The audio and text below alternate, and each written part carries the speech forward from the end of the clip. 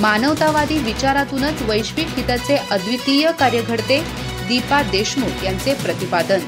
रवळनाथ संस्था समूहातर्फे व्याख्यान व सत्कार समारंभ। भूतकाळात रमण्यापेक्षा व्यक्तीने वर्तमानात जगण्याचे भान पुस्तकं शिकवतात। त्यामुळे प्रत्येकाने विविधांगी वाचन संस्कृती जपायला हवी।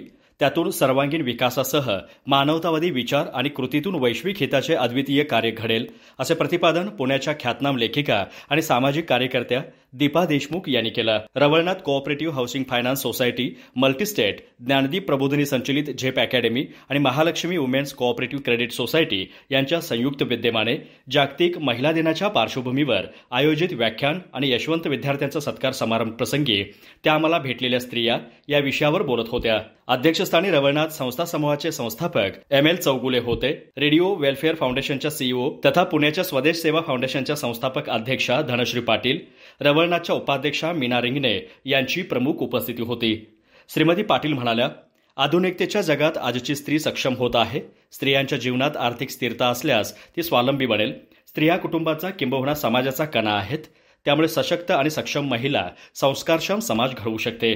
या पार्श्वभूमीवर स्त्रियांच्या उन्नतीसाठीचे रवळनाथ संस्था समूहाचे कार्य निश्चितच कौतुकास्पद आहे।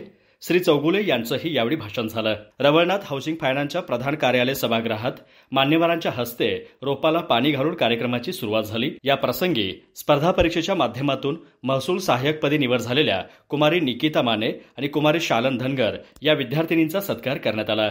सौ रिंगणे यांनी स्वागत आणि प्रास्ताविक केलं। कल्पना पाटील यांनी अतिथी परिचय करून दिला। गौरी बेळगुद्री यांनी सूत्रसंचालन केलं।